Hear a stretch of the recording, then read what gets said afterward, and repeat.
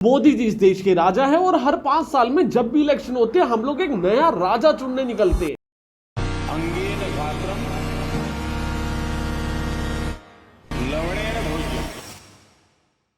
और अगर तुम लोग भी ऐसा ही समझते हो तो मुझे सड़क पे दिख मत जाना, मैं गाड़ी में लठ लेके घूमता हूँ। जोक से पार्ट, अगर तुम लोग सही में ऐसा समझते हो तो इसमें एक्चुअल में तुम्हारी गलती है भी नहीं। हमारे नेता खुद को ट्रीट ही ऐसा करते हैं जैसे इलेक्शन जीतते ही वो राजघराने के वंशज बन गए हो। नरेंद्र मोदी स्टेडियम, इंदिरा गांधी एयरपोर्ट, अरे इंदिरा गांधी ने थोड़ी बनाया है। और नरेंद्र मोदी स्टेडियम के ऊपर मोदी जी के पैसे लगे हैं क्या? आपने वहां के ईंटों के पैसे दिए थे, जमीन के पैसे दिए थे, या फिर क्या दिया था आपने? सिर्फ और सिर्फ जब वो स्टेडियम बनाया जा रहा था तब आप लोग पावर के अंदर थे और आपने उस स्टेडियम को खुद के नाम पे ही लॉन्च कर दिया और पैसा सारा का सारा लगा है उसके अंदर जनता का। जब भी कोई भी नेता चुन के आता है ना तो वो देश को ओन नहीं करता है, वो देश के लिए काम करता है। 5 साल के लिए नरेंद्र मोदी जब पीएम बने तो वो उनकी जॉब है। हर महीने उनको 2,35,000 रुपए की सैलरी दी जाती है, जिसके अंदर से उनका बेस फेयर 1 लाख रुपए, 62,000 रुपीज डेली अलाउंस है और 1-2 अलाउंस और मिला के 73,000 के एडिशनल अलाउंस मिलते हैं और टोटल सैलरी 2,35,000 रुपए हर महीने मोदी जी को दी जाती है, जिसके बदले वो देश के लिए काम करते हैं। फ्री में तो वो काम कर नहीं रहे हैं। और जो भी पैसा खर्चा करके काम किया जा रहा है, किसी भी नेता की बात कर रहा हूं मैं, ना ही मैं किसी एक भी नेता को टारगेट कर रहा, ना ही किसी पॉलिटिकल पार्टी को टारगेट कर रहा, क्योंकि जिसका भी उठा के देखोगे सबने सेम काम कर रखे। तुम लोग एक बार कंसीडर करो कि जो इंडिया है ना वो एक देश नहीं है, वो एक कंपनी है। हर 5 सालों के अंदर इलेक्शन होते हैं जिसके अंदर हम लोग अपना नेता चुन के लाते हैं। तो कंपनी पॉइंट ऑफ व्यू से हम लोग अपना सीईओ चुन के ला रहे हैं, जिसके अकॉर्डिंग हमारे करंट सीईओ है पीएम मोदी। वैसे ही गूगल के करंट सीईओ है सुंदर पिचाई। अभी तुमने सुना है कि एंड्रॉइड का 17 आने वाला, उसका नाम है सुंदर पिचाई 17.1। या फिर लैरी पेज ने कंपनी शुरू की थी, उसका नाम है लैरी पेज 17.1। नहीं ना, कंपनी कंपनी है, फाउंडर फाउंडर है। ऐसी नेता नेता है, देश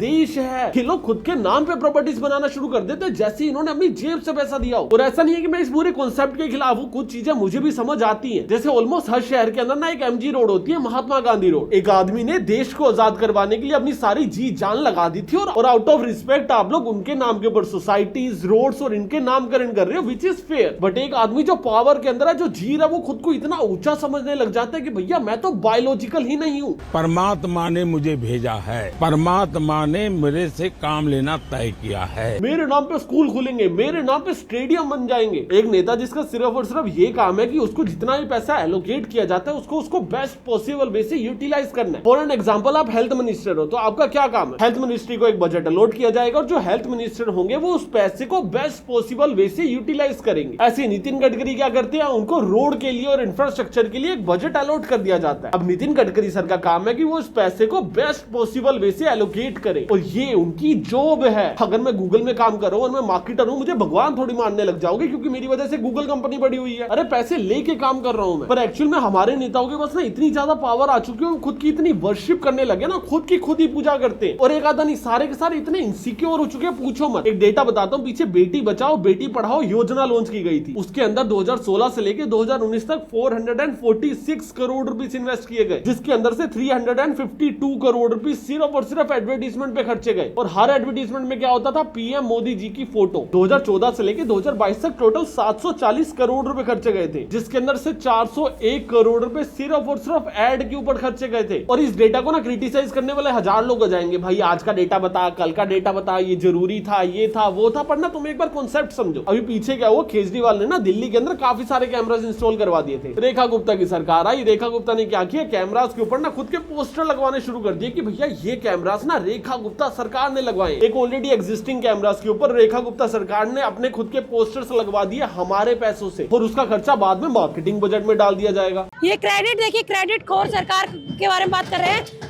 ये देखिए, इस पर एक पोस्टर चिपका दिया गया है, श्रीमती रेखा गुप्ता जी के मुख्यमंत्री। और अगर इसके पोस्टर को हटा के देखेंगे तो क्या होगा, हो सकता है मुझे सजा हो जाए। आजकल सभी के सभी नेता इतने ज्यादा इनसिक्योर क्यों हैं? वीडियो में आगे बढ़ने से पहले अभी तुमने एक चीज नोटिस करी होगी कि 2026 के बजट के अंदर ना एआई मिशन अनाउंस हो चुका है। एआई के अंदर आज की डेट में करोड़ों की फंडिंग डाली जा रही है, जिसका बहुत सिंपल सा मतलब है कि भैया अगर एआई को बिल्ड करना नहीं सीखा तो फ्यूचर इकोनॉमी में सर्वाइवल बहुत मुश्किल हो जाएगा। और प्रॉब्लम एक्चुअल में ये है कि भैया आज की डेट डेट में मैक्सिमम स्टूडेंट्स क्या करते हैं इंजीनियरिंग कॉलेज में, एआई को एज अ सब्जेक्ट पढ़ के छोड़ देते हैं, जिसके बाद बच्चे ग्रेजुएट तो हो जाते हैं पर एक्चुअल में एआई बनाना सीख नहीं पाते हैं। फिर बाद में जाके जॉब्स की प्रॉब्लम होती है और मार्केट के इसी गैप को फिल करने के लिए आया ओल्टा स्कूल ऑफ टेक्नोलॉजी, एक new age school of technology, जहां पे बीटेक डिग्री के साथ साथ आपको एआई की स्किल्स भी डेवलप करवाई जाती है। यहाँ पे आपको neural networks, deep learning, AI, ML सिर्फ और सिर्फ पेपर पे नहीं सिखाया जाता है, आपको प्रॉपर प्रोजेक्ट्स करवाए जाते हैं। ओल्टा का सिंपल डिफरेंस ये है कि यहाँ पे AI with GPUs, robotics labs, open AI tools, LLM और रियल सिस्टम बिल्डिंग के ऊपर फोकस किया जाता है। और इसके साथ साथ हर एक स्टूडेंट को एक प्रॉपर मैकबुक दिया जाता है, जिससे आपका लर्निंग का सेटअप तो सॉर्ट हो जाता है। और इस विजन को ड्राइव कर रहे हैं आशीष मुंजाल, जिनके पास 10 साल से भी ज्यादा का एक्सपीरियंस है टेक और एजुकेशन के अंदर, और हर्षित अग्रवाल जो खुद आईआईटी ग्रेजुएट है, जिन्होंने करिकुलम को रियल मार्केट जॉब्स के अकॉर्डिंग डिजाइन की है। बट ना एक छोटी सी प्रॉब्लम है कि इनके पास ना सीट्स बहुत लिमिटेड है और सिलेक्शन मेरिट बेस होता है, जिसके लिए आपको एक ASAT टेस्ट भी देना होता है। और यही एग्जाम 25 फरवरी को होने वाला है, जिसके अंदर अप्लाई करने की लास्ट डेट 24 फरवरी है। तो लिंक तुम्हें मेरे डिस्क्रिप्शन और पिन कमेंट के अंदर मिल जाएगा। और अभी हम लोग वीडियो के ऊपर वापस चलते हैं। जब तक जनता उनकी वर्शिप नहीं कर रही होती, एकदम हाथ नहीं जोड़ रही होती, तब तक इनको सेटिस्फेक्शन क्यों नहीं होती है। दूसरों को तो बाद में ये लोग खुद ये चीज रियलाइज नहीं करते कि भैया जो चीज आप लोग कर रहे हो वो एक जॉब है, और आपकी जॉब तो परमानेंट भी नहीं है, 5 साल बाद हटा दिए जाओगे अच्छा काम नहीं करोगे तो। और ऐसा नहीं है रेखा गुप्ता सरकार आई है और वो ये काम कर रही है, भाई केजरीवाल ने भी बहुत सारा पैसा खर्चा एडवर्टाइजमेंट पे। जब केजरीवाल की सरकार थी ना, तब आप लोग दिल्ली के अंदर घुस के देखो, हर जगह पे केजरीवाल के पोस्टर। आज की डेट में दिल्ली में घुस के देखो, हर जगह पे रेखा गुप्ता और मोदी जी के पोस्टर। तुम लोगों को हर पेट्रोल पंप के ऊपर मोदी जी के पोस्टर मिल जाएंगे, वो भी तुम्हारे ही पैसों से लगे। एंड ऑनेस्टली बताओ ना, ये चीज ना काफी ज्यादा नॉर्मलाइज है, और ये चीजें मैं भी नॉर्मलाइज कर चुका था। आई बी लाइक यार डेली का ही तो है, देखते आ रहे, कोई ऑब्जेक्शन होता ही नहीं है अब इन चीजों पे। बट ना मुझे एक चीज से प्रॉब्लम हुई, और बहुत गंदी प्रॉब्लम हुई। अभी दिल्ली के अंदर ना अटल कैंटीन शुरू हुई और मैं इसके ऊपर एक स्टिंग ऑपरेशन कर रहा था। मैंने क्या किया, मैंने जोमेटो के कपड़े डाले और वहां पे जाके ना प्रॉपर खाना खा के देख रहा था कि भैया कैसा अरेंजमेंट है और कैसा नहीं है। वीडियो आ जाएगी कुछ टाइम में, तुम लोग सब्सक्राइब करके रखो, बहुत क्रेजी वीडियो शूट करिए, थोड़े टाइम में आएगी। बट जब मैं ये वीडियो शूट करने गया था ना, मैं एक अटल कैंटीन के अंदर खड़ा था और वहां पे ना वहां के लोकल विधायक आ गए। आई बी लाइक भाई बहुत अच्छी बात है कि भैया आगे सर्वे कर रहे हैं कि चीजें सही चल रही है या फिर नहीं चल रही है। अभी विधायक जी अंदर एंटर करते हैं और एक गरीब से पूछते हैं, हाँ खाना कैसा लगा। वो गरीब बिलाई की बड़े मालिक बहुत बढ़िया खाना है, 5 रुपए में दे रहे हो, बहुत अच्छा लग रहा है हमको तो। उसके बाद विधायक बोला कि अरे शुक्रिया बोलो। अभी वो गरीब आदमी खाना खा रहा था, उसने खाना छोड़ा, बोला भाई शुक्रिया मालिक, बहुत बहुत शुक्रिया, आपने खाना दे दिया। तो वो विधायक साहब बोलते कि भैया मुझे शुक्रिया मत बोलो, मोदी जी को शुक्रिया बोलो। और वहां पे मोदी जी का एक पोस्टर लग रहा था और उसकी तरफ हाथ करके बोला कि भैया मोदी जी को शुक्रिया बोलो। अभी वो जो गरीब आदमी खाना खा रहा था, उसने विधायक को देख के बोला जी शुक्रिया, ठीक है उनको बोल देंगे, क्या बड़ी बात है। और ये चीज बोल के उसने दोबारा खाना उठाया और खाना शुरू कर दिया। तो विधायक भाई ने टोका, उसने बोला अरे दोबारा खा क्यों रहे हो, पहले शुक्रिया तो बोलो हाथ जोड़ के। तो उस आदमी ने अपना खाना नीचे रखा, मोदी जी की फोटो की तरफ देखा और हाथ जोड़ के शुक्रिया बोला। एंड उस जगह पे खड़ा हुआ मैं ये चीज सोच रहा हूँ कि यार ये जो पूरी संस्था चल रही है, ये मेरे पैसे से चल रही है, ये पूरी संस्था उसी गरीब के पैसे से चल रही है। मैं मोदी जी को ऐसे हाथ जोड़ के शुक्रिया क्यों बोलूं? कैसी संस्था है, क्या सही है क्या गलत है, उसके ऊपर एक अलग से वीडियो आएगी। बट मुझे प्रॉब्लम इस चीज से हो गई कि भाई उस विधायक के माइंड में आया भी कैसे कि भाई मैं किसी गरीब से मोदी जी की फोटो को शुक्रिया करवा सकता हूँ हाथ जोड़ के। तुम मुझे खुद बताओ, तुम किसी गरीब को जाके दान देते हो और बोलते हो कि भैया ये मेरी मम्मी ने भिजवाया, मेरी मम्मी की फोटो फोन में देखो और हाथ जोड़ के शुक्रिया बोली, उतना ही ऑकवर्ड है। और मैं आस पास नहीं था, मैं दूर लाइन में खड़ा हुआ था खाना लेने के लिए। और मैं सच बता रहा हूँ, उस टाइम पे मैं विधायक से बजने के मूड में आ रखा था कि भैया क्यों बोलूं मैं शुक्रिया। बट मैं हिडन कैमरा लेके गया हुआ था, तो चुपचाप खड़ा था कि भैया रिकॉर्ड करके भी जाना है, यहाँ पे इनको पता लग जाएगा, पीटेंगे अलग से। और ये चीजें हमारे नेता उस देश के अंदर करवा रहे हैं जिस देश का प्रधानमंत्री को लगता है कि भैया वो बायोलॉजिकल नहीं है, जिस देश के प्रधानमंत्री की माँ का इस देश के अंदर मंदिर है। बेगूसराय के सुजा गांव में पीएम नरेंद्र मोदी की मां हीराबेन के नाम पर मंदिर बनाया जा रहा है।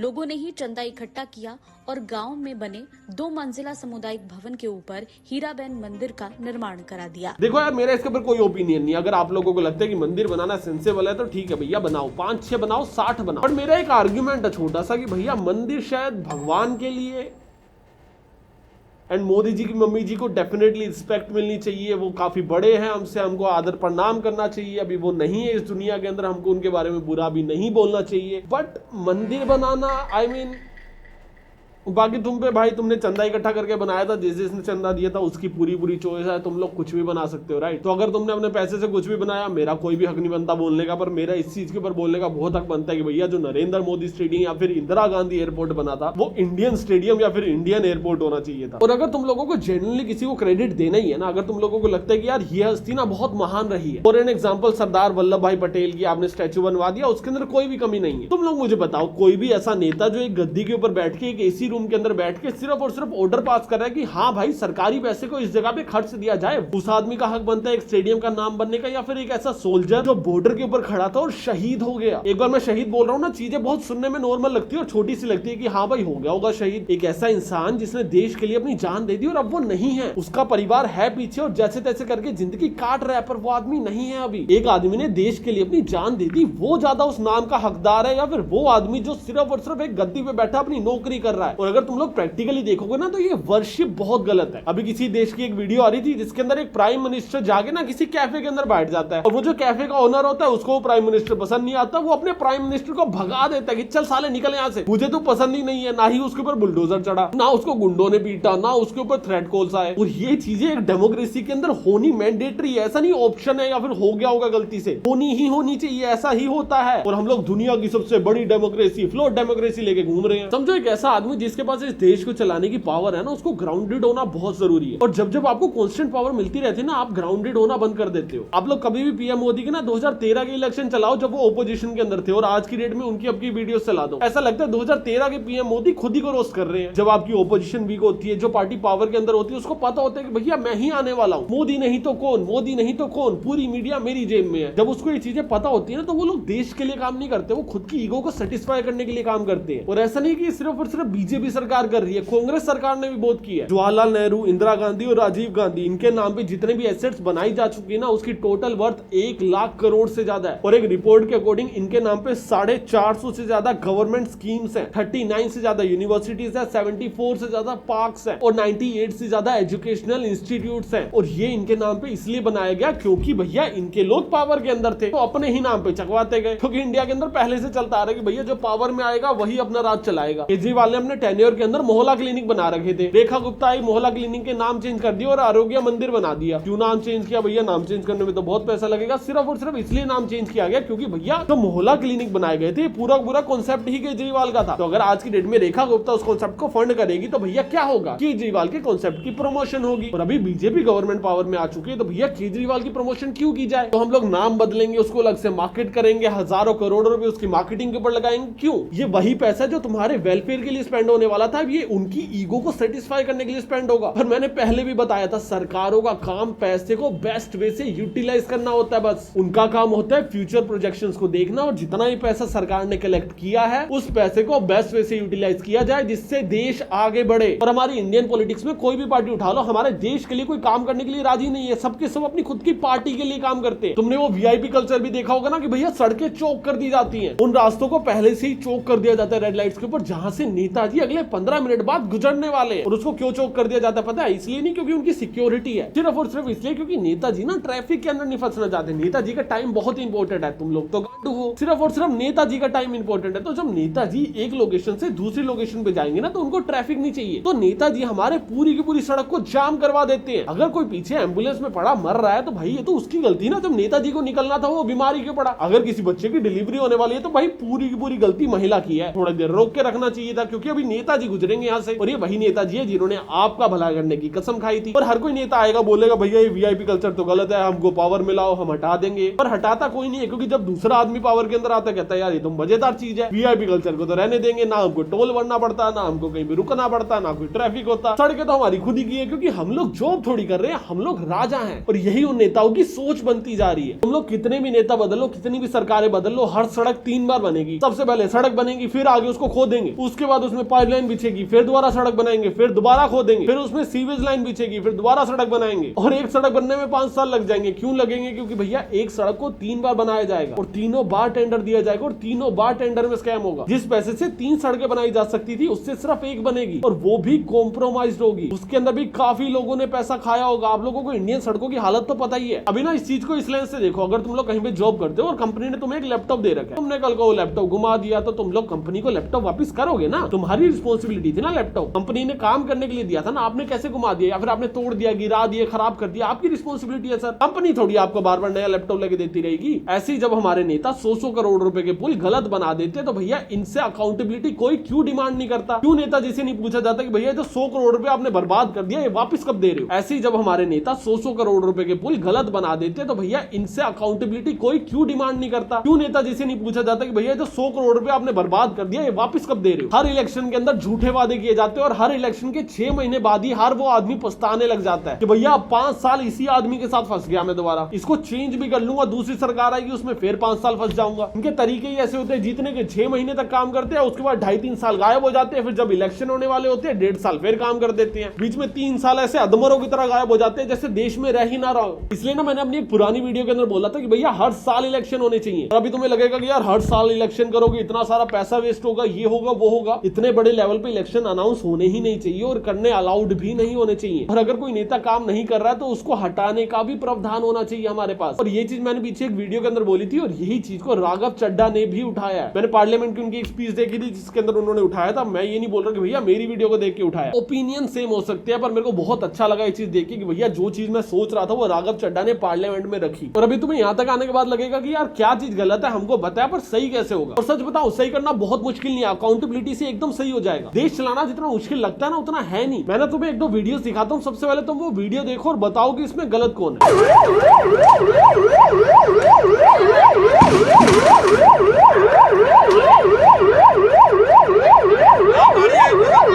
अभी जो इमोशनल लोग हैं वो बोल रहे होंगे कि यार सरकार गरीबों के ऊपर अत्याचार कर रही है, और जो थोड़े प्रैक्टिकल और न्यूट्रल लोग हैं ना वो ये चीज बोल रहे होंगे कि भैया अनऑथराइज एरिया के अंदर जब भी आप लोग ये चीजें करोगे तो कभी ना कभी तो होगा। आप लोग अनऑथराइज एरिया के अंदर कभी भी अपनी रेडी लगाओगे, कोई भी दुकान खोलोगे, सरकार को जब भी जरूरत होगी उस जगह की वो उस जगह को आगे तोड़ेगी और आपको हटाएगी। बट अगेन एक क्वेश्चन करते हैं, ये आदमी यहाँ पे रेडी लगा के क्यों खड़ा है? क्योंकि इसको रोजगार चाहिए, राइट। वो चीज देना सरकार का काम है और सरकार वो देने में असक्षम है। और मोदी जी के अकॉर्डिंग अगर एक बंदे ने पकौड़े की रेडी लगा रखी है तो वो तो भैया एम्प्लॉयड है, वो आदमी को सेल्फ एम्प्लॉयड गिना जाएगा। अगर आपके GTV स्टूडियो के बाहर कोई पकोड़े बेचता है और शाम को 200 रुपया कमा करके घर जाता है, उस व्यक्ति को आप रोजगार मानोगे कि नहीं मानोगे?